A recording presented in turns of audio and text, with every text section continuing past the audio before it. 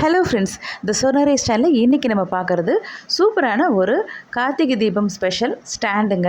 விளக்கேற்றுற stand. இது வந்து நம்ம வேறு எதுவும் யூஸ் பண்ண போகிறதில்ல. நம்ம வீட்டில் இருக்கக்கூடிய பழைய கம்பியோ இல்லை பழைய மெட்டல் பேங்கிலோ இருந்ததுன்னா, நீங்கள் அது உடஞ்சி போயிடுச்சு நம்ம யூஸ் பண்ண மாட்டோம் அப்படிங்கிற மாதிரி இருந்துச்சுன்னா கூட நம்ம அந்த பழசை வந்து ரீயூஸ் பண்ணுற மாதிரி தான் நம்ம இன்றைக்கி போட்டிருக்கோங்க. இப்போ நான் வந்து செஞ்சு காட்டுறது நம்ம எங்கிட்ட அந்த மாதிரி மெட்டல் பேங்கிள்ஸ் இல்லைன்றதுனால நான் வந்து ஹார்ட்வேர் ஷாப்பில் வாங்கின கம்பி இருந்துச்சு. இது வந்து ஃப்ளவர் மேக்கிங் ஒயருங்க. அதுலேயே கொஞ்சம் ஸ்ட்ராங்காக இருக்கும், திக்கான வெரைட்டி. நம்ம மெட்டல் பேங்கிளோட திக்னஸ்க்கு இருக்கும். அதனால் நான் இதை எடுத்து வச்சுருக்கேன். உங்கள்கிட்ட மெட்டல் பேங்கிள்ஸே பழசு இருக்குது, நம்ம யூஸ் பண்ண மாட்டோம் அப்படிங்கிற பட்சத்தில் நீங்கள் அதையே எடுத்துக்கலாம். அதனால் உங்களுக்கு இன்னுமே ஈஸியாக இருக்கும். ஏன்னா இந்த மாதிரி நம்ம ரவுண்ட் ஷேப் வரணுன்றதுக்காக நான் இந்த மாதிரி ஒரு மோல்டு மாதிரி ஏதாவது ஒன்று யூஸ் பண்ணணுன்றதுக்காக நான் அந்த மாதிரி ஒரு பென்சில்ஸ் இருக்கும்ல, கலர் பென்சில், அந்த பாக்ஸை வந்து நான் யூஸ் பண்ணிக்கிறேன். சிலிண்ட்ரிக்கல் ஷேப்பில் இருந்துச்சு, அதை யூஸ் பண்ணி நம்ம அந்த ரவுண்ட் ஷேப்பு நான் கொண்டு வரணுன்றதுக்காக எடுத்துட்டேங்க. நீங்கள் வந்து மெட்டல் பேங்கிளாக இருந்துச்சுன்னா அதை பாதியாக இப்போ கட் பண்ணிங்க அப்படின்னாக்க நம்ம அதிலேயே 2 பேங்கிள் இருந்தாலே போதும், நம்ம அழகான ஸ்டாண்டு செஞ்சிடலாம். 3 பேங்கில் 2 ஸ்டாண்டு செய்யலாங்க. இதுக்கு நமக்கு தேவையானது 3 அந்த போர்ஷன் தான் தேவைப்படும். இப்போ நான் அந்த மாதிரி 3 இதை வந்து கம்பிலேயே வளைச்சி வச்சுட்டேன் பாருங்கள்.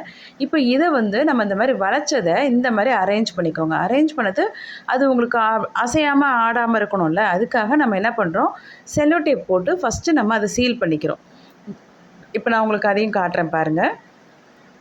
இது வந்து நல்லா வந்து உங்களுக்கு அழகாகவே இருக்கும், பார்க்குறதுக்கு நல்ல ஒரு கிராண்ட் லுக்கிங்காக இருக்கும். நம்ம செஞ்சு நம்ம வைக்கும்போது இந்த பாருங்கள், நான் இப்போ வந்து ஒரு சின்னதாக ஒரு செல்லோ டேப் போட்டு சும்மா லைட்டாக வந்து அது வந்து அசையாமல் இருக்கிறதுக்காக நான் வந்து அந்த 2 ஒயராக நம்ம வந்து ஜாயின் பண்ணுறோம்ல, அந்த இடத்துல வந்து டேப் போட்டு நான் ஒட்டிக்கிறேன், சீல் பண்ணிக்கிறேன்.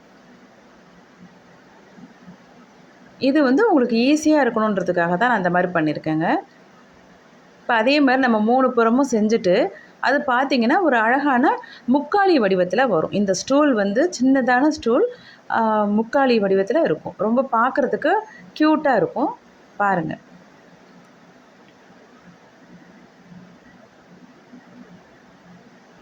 பிகினர்ஸ்க்கும் ஈஸியாக புரியுன்றதுக்காக தான் நான் ரொம்ப எடிட் பண்ணாமல் உங்களுக்கு அப்படியே செய்ய அப்படியே போட்டுட்டேங்க. கொஞ்சம் ஸ்கிப் பண்ணாமல் பாருங்கள், அப்போ தான் உங்களுக்கு நல்லா புரியும்.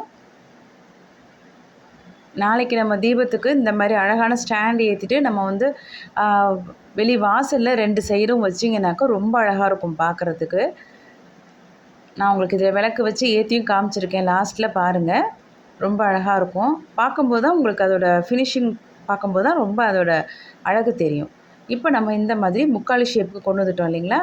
இப்போ இதுக்கு வந்து மேல்புறத்துக்கு வந்து நம்ம ஏதாவது ஒரு வீட்டில் இருக்கக்கூடிய பழைய பேக்கிங் வந்த அட்டையோ இல்லை ஏதாவது சோப்பு அட்டையோ, இப்போ நான் வந்து இதுக்கு சோப் அட்டையே எடுத்திருக்கேன் பாருங்கள். இந்த மாதிரி ஒரு அட்டை எடுத்துகிட்டு நம்ம இதில் பெயிண்ட் பண்ணாலும் ஓகேங்க. அப்படி இல்லைன்னா நம்மக்கிட்ட இந்த மாதிரி ஃபெல்ட் பேப்பர் இருந்துச்சுன்னா நம்ம அதையே ஒட்டிக்கலாம். நான் இப்போ என்கிட்ட ஃபெல்ட் பேப்பர் இருந்துச்சு, அதனால் நான் அதையே யூஸ் பண்ணி அதையே நான் ஸ்டிக் பண்ணிட்டேன். இதுன்னா நமக்கு சீக்கிரமாக வேலை முடிஞ்சிடும். அதனால் நம்ம இது மாதிரி செஞ்சுட்டேன்.